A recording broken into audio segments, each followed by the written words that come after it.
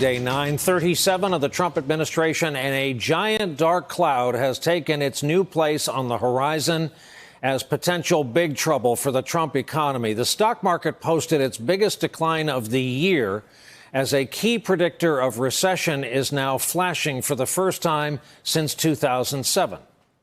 With warning signs flashing red that the economy could be headed for turmoil, the Dow closing over 800 points down today. Well, read it and weep. If you're long this market, you were whipped and chilled by this market. Fears of another recession causing panic on Wall Street today. The Dow taking a dramatic tumble.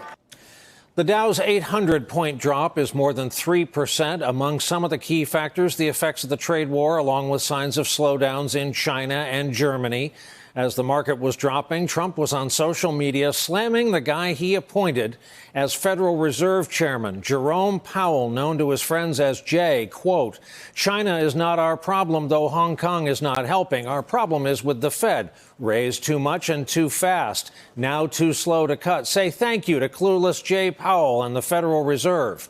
Earlier today, Trump's director of trade policy offered air support for his boss's position.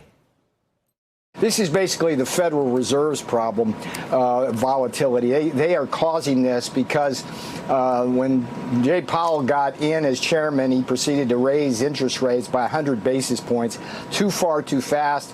And even though the Trump economy is rock solid, it slowed us down a bit because of those higher interest rates. After falsely arguing that tariffs would be paid by China and not U.S. consumers, just yesterday, citing the holiday shopping season, Trump walked back those tariffs. He's been an advocate of trade wars, calling them in the past, quote, good and easy to win. Throughout his campaign and in the White House, he never failed to remind voters that the benchmark of his success as president would be linked to his economy.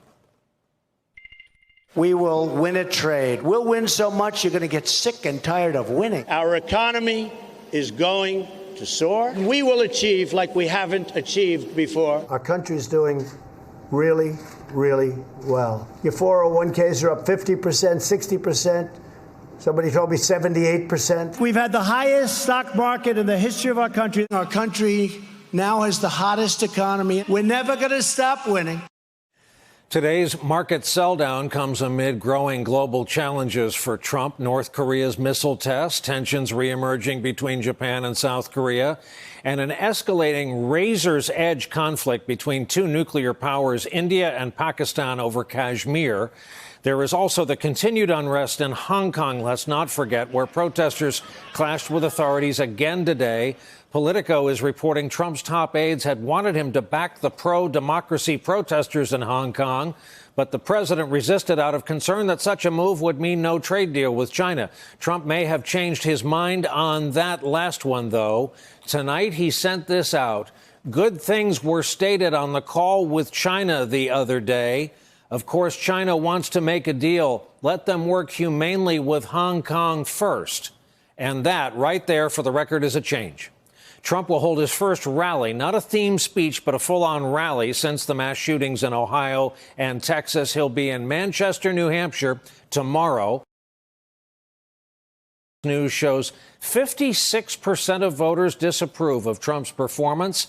That's up from 51 in July. Hey there, I'm Chris Hayes from MSNBC. Thanks for watching MSNBC on YouTube. If you want to keep up to date with the videos we're putting out, you can click subscribe just below me or click over on this list to see lots of other great videos.